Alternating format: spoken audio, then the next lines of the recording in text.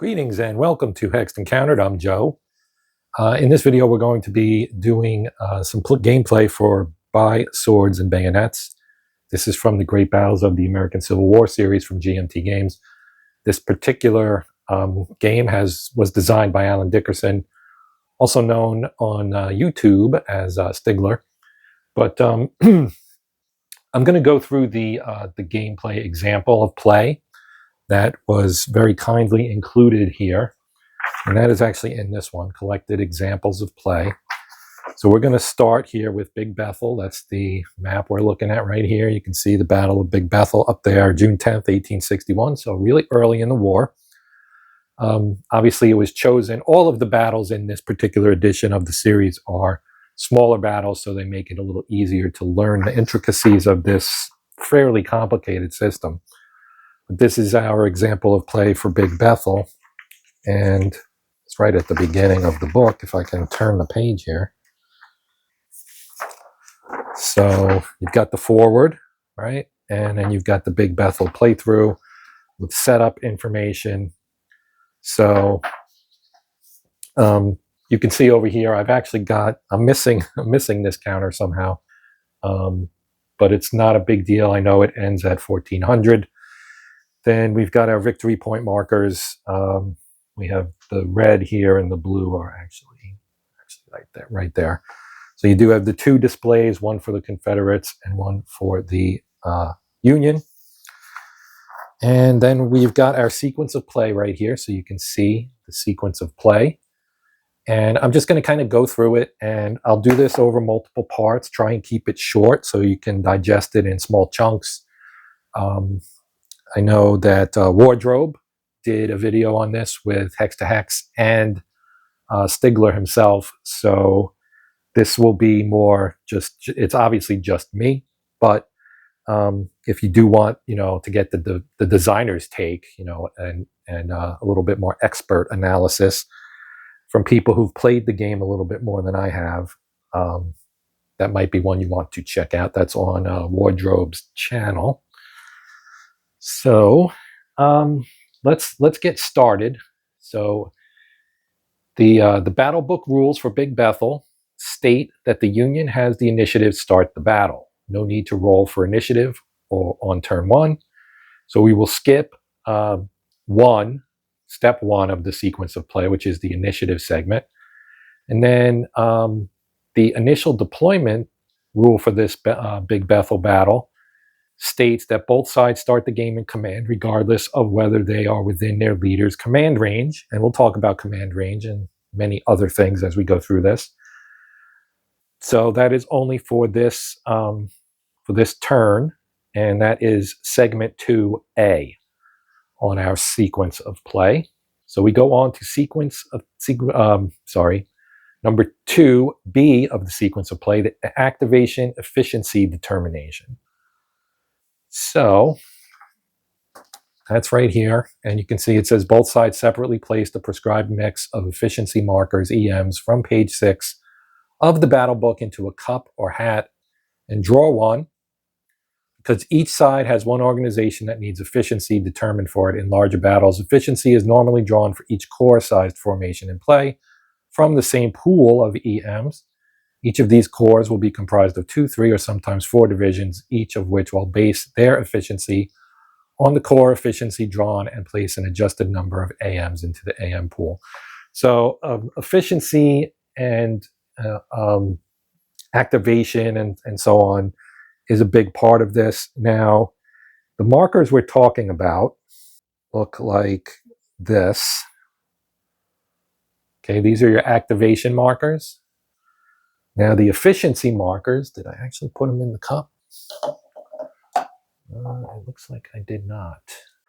These are the efficiency markers, and there are a variety of them. I only have a few in my hand here. But you can see these are all, looks like they're all 2s. Yeah, so there's also some 3s, and there's a 4. Okay, so that's the Union bunch, and we'll drop it in the cup. Whoops, I missed one. And this is the Confederates. So they have the same kind of thing, right? Same mix here. We'll throw them in there as well. Okay. So for our example of play, both sides draw a 3. Okay. And you typically put that on your efficiency, right? So here's Magruder. He's the commander of the Confederate forces. He'll get his CSA efficiency 3 marker. Normally they would be question mark side up so that the opponent doesn't know.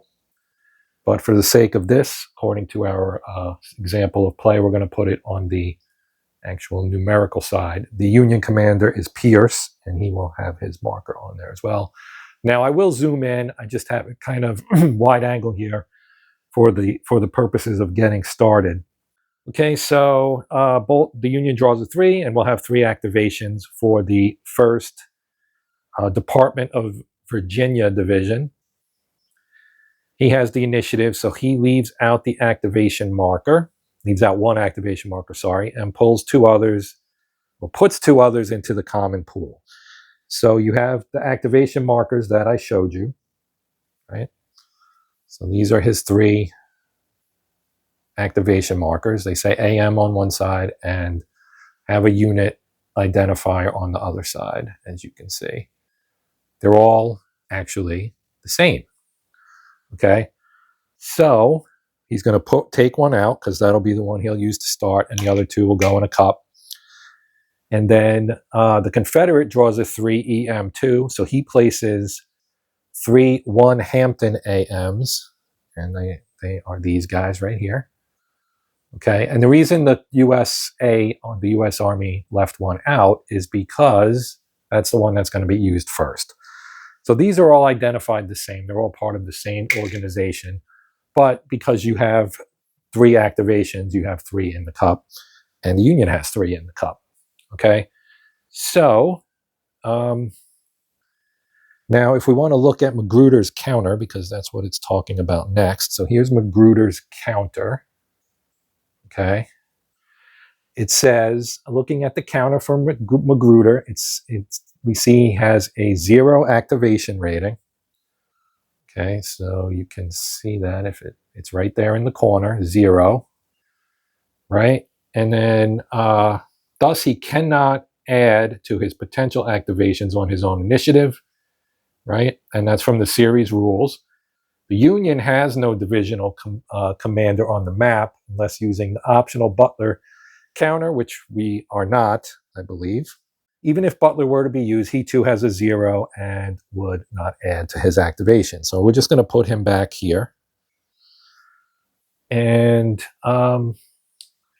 okay, next is 2C division orders and 2D reinforcement orders. March orders are not used in Big Bethl. Okay, march orders is a type of order, so we know we won't be using that. Neither side is close enough to the other to even consider attack orders. Thus, both sides elect to begin under advance orders. Reserves not relevant here, nor can any breastworks be constructed by the rebels. With efficiency determined and the AM pool stocked with AMs for both sides, we begin with the 1st Union activation, 3A initiative activation choice. Okay, in a larger battle, the player winning initiative decides which division he wants to activate first. In this game, there's only 1 division per side, and sometimes less than a full division, and the 1st of the Department of Virginia is specified in the battle book to have turn 1 initiative. This is also why 1 of the 3 AMs, as I mentioned, was left out of the AM pool. AM, in case you forgot, is activation marker. Setup rules in the battle book tell us that the Union starts the game with no units on the map. And I know you can't see the bottom, but no Union units are on the map. Let me adjust my shot here. Now in this shot, you can see the entirety of the map. We're missing the terrain key at the top and the illustration, which is pretty cool. But this is our activation marker that I kept out. And then here are our Union forces along the bottom. There actually are some reinforcements that are below that, actually not visible because they're not on the map yet. But these guys will be coming in on this road here and moving up. And then obviously you can see the rebel positions from here in this bit of woods. You can see the entrenchments here. And that's where they are located. So we got some nice variety of terrain here. We've got some creeks and streams and roads and farms and woods and all kinds of stuff. So this is an interesting little piece of battlefield for us to work with. Okay, so Pierce's 1/1 DOVA enters first at hex BB21226, which is right here. It's this one right here. It actually has a little US star on there. So, movement examples. Before his units enter, the Union player makes a few tactical decisions and announces them to the Rebel player. The Union player elects to break down his larger units into their A and B battalion components. So to give you an example of that, here's the 3rd New York, okay? This is the regiment. By breaking it down, we split it up into 2 battalions, A and B, which I have everybody stacked up here so I can do whatever I needed to do. So here are A and B. And you can see that their combat strength there on the left, 7 and 6, adds up to 13, which is what the regiment shows. Everything else, G46, remains the same. Okay, so Pierce is breaking them up. Okay, we also have some artillery. So speaking of that artillery, there are 3 batteries here. 2nd artillery, okay, A, B, and C. So we're going to give 2 to Pierce, and the other one will go to Washburn, who is the other Union commander. So that leaves Pierce with the 2 battalions from the New York, 3rd New York, and some Zouaves from the 5th New York. Okay, those are his units, and we'll talk about Washburn's units when we get to that, but that will be coming up shortly. Okay, so the Union is considered to be entering from the south along the Hampton Road. The 5th New York Zouaves lead the way. On the road, they pay 1 movement point per hex. Okay, and that's on the terrain effects chart, which, as I said, is up here. Well, that's the terrain key. I'm sorry. The terrain effects chart is separate. Here is the aforementioned terrain effects chart for this battle. So you can see here, road, okay, foot, 1, and then half in the brackets. Okay, so we know that in this case we're paying 1. Okay, so we're gonna put that there, and so with 6 movement points to spend here for the Zouaves, and their movement in hex, they end in 1321. So they're just going to go right up the road. 1321 is right here. So 1, 2, 3, 4, 5, but they paid 1 here. So 1, 2, 3, 4, 5, 6, and they stop right there. Okay, then and they can change their facing if they wish to, because they are on the road. Next comes the 3rd New York A and B, which follow to hexes BB 1322 and 1323.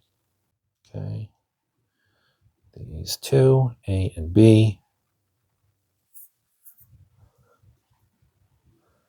So that's 22 and 23. Then the last, well, we have our 2 guns and our leader here. Okay, so the 2 gun, 2 USA section follows behind the infantry. So there is a note that mentions that you could stack them up to 15 strength points in a hex, but for the play example, they've chosen to take the historical approach, a purist approach, because they know the units came up the road, so they would be in a column. They wouldn't all be bunched up.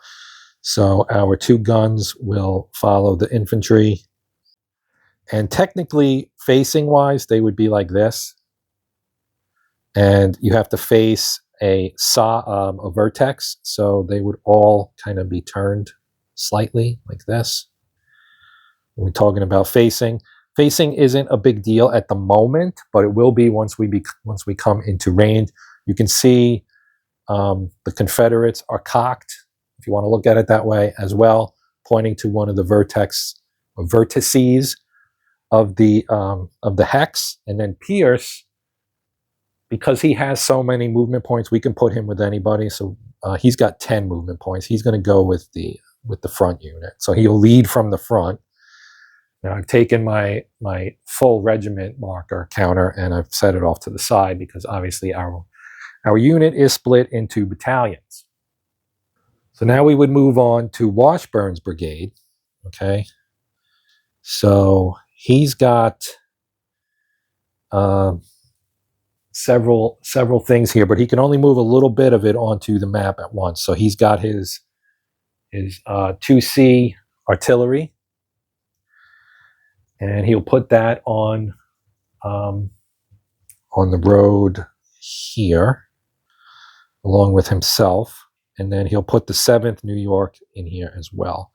The rest of his brigade will have to come later in the next activation. So now this ends the activation, so this activation marker is now expended.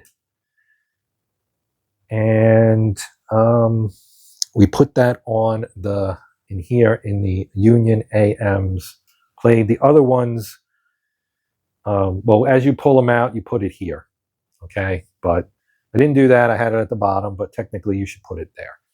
Okay, so now we draw from our pool, which is over here, and it's telling me to draw another Union. It does say in larger games, some players prefer to place the AMs in an unpopulated part of the map so they can see what's been drawn so far for the turn for both players and in what order, your choice. Okay, so we drew another, as I was instructed, another AM. I'm going to put it here in its spot on the Union card. And it says it's also for the Union. The 5th New York Zouaves move off the road and enter the woods in hex BB 1417. So that is all the way up here. So they're going to move 1, 2, 3, 4.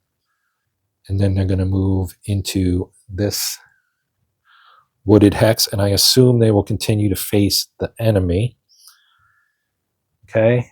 3rd New York A and B move to their next position, aligned perpendicular to the rebel earthworks. 2 USA moves along the road to set up behind the Mitchell Grove in BB 1122, which is right, 1122 is right here. So they're going to move there. Okay. They have a clear line of sight to BB 1015, which is right here, where the rebels await. Okay, Pierce supervises the operation, then takes a position just behind the infantry. So we'll put him right here. Okay. I'm sorry, I was supposed to move B there as well. So I'm going to put both A and B in 1122 right here. Okay. Actually, looking at the illustration, it looks like it should be in 1121. I think they just had a little typo there. That makes more sense because now they are literally behind the grove there. Okay, so I guess the artillery didn't move. Oh, I see what I did. I screwed that up. Here's what you get for not paying attention. I had my 3rd New York and my 2nd US mixed up. These guys move up the road here. That's why they have a line of sight. Okay, right to that position. And Pierce goes with them and stays behind. So he's right here. Then the artillery moves up here. Okay, A and B. Right. Now Washburn activates and he'll move his units. Okay, so 7th New York is right here. I think I might have put those out backwards. Or, yeah, maybe. So they end up here with Washburn. And the artillery goes behind him, I believe. B section, the brigade trundles down the road behind Pierce, but stops short of Pierce's line because units of different brigades cannot stack, although the 2nd USB artillery section has been assigned to Washburn's brigade. So I thought it was C that was assigned. Maybe I'll just go with what it's saying. So A and B belong with Pierce, and they're here. And C is here.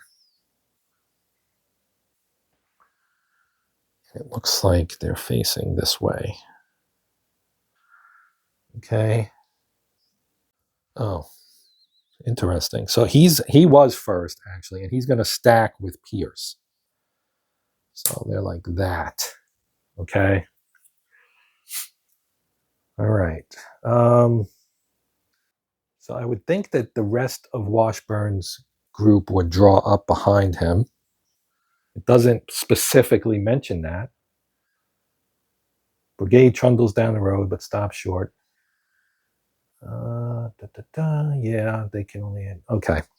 So yes, we're going to move the rest of his unit, which consists of these two. The 4th Massachusetts and 1st Vermont.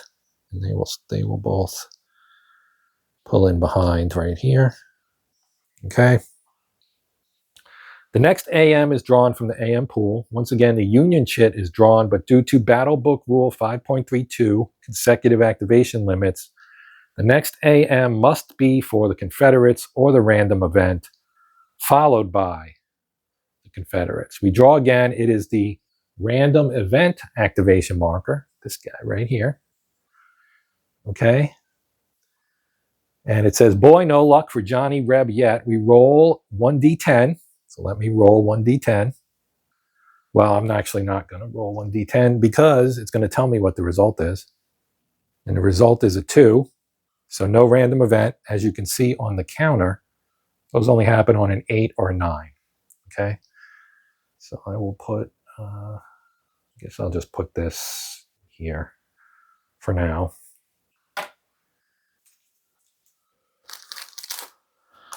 And there's our dice.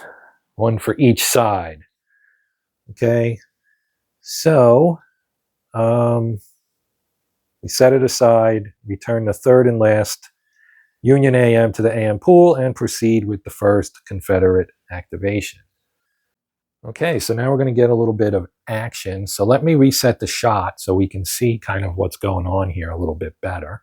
Okay, now that we have zoomed in some, we've got some cannon, which is located right here, the Richmond.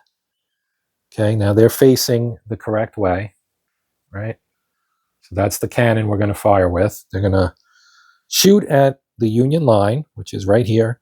They can see them. They're within range. Okay, so the 3rd New York B, which is right in the middle, is selected to bear the brunt. First line of sight is determined to be clear. Hex BB 1116, Mitchell Farm Field, which is this one right here. Has no potential, to block line of sight. See the TEC. So if we wanted to check that, right, we have farm field. Okay, combat effect, possible blocking, no. So there you go. All right. The range is 4 hexes. 1, 2, 3, 4. And thus we will use the artillery or right-hand side of the fire table. If the range were 3 or less, the artillery fire canister, which is treated as small arms fire. So when we talk about that, we're talking about this. Okay, here's artillery and here's small arms, right? So we're going to be on this guy right here. Okay, so looking at our unit again, you can see the strength there is the 1, okay? So that's its fire strength, its combat strength. 1 strength point, right? So the first thing you have to check is the range effects. Okay, so you've got, again, small arms and artillery. We find the type, which is also on the counter. It is a P10. So here's P10. It's a 10-pound Parrott gun. Okay, you can see its max range is 20, and then you find the range in hexes, 4, and you cross-reference, and you see it's a 0. So we get no die roll modifier for that. Then we have to check the terrain effects chart. Okay, so the terrain effects chart, and we note that he is firing from behind some earthworks, which are down here.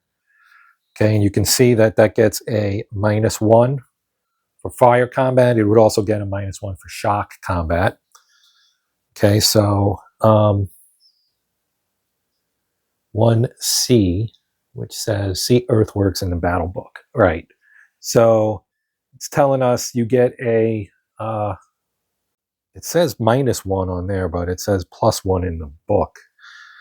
So anyway, it tells us that we're rolling, okay, we're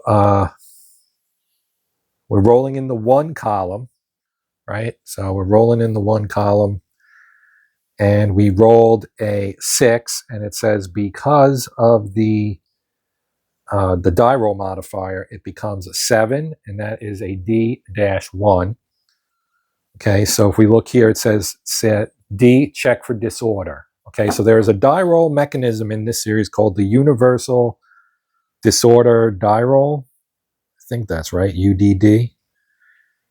Yeah, Universal Disorder Die Roll. So the target, in this case, the 2nd or B Battalion, I guess, of the 3rd New York has to take a disorder roll. Okay, so the book tells us that they roll a, they get a -1 modifier because of the D-1. So the Union player rolls and gets a 6. 6 minus 1 equals 5, which is 1 greater than the G4. See the G4 there, that's its morale. It's 1 greater than that. So they fail their roll, and the unit is flipped to its disordered side, which looks like that. You can see the little D on there, and he goes right here. Okay, it's now disordered.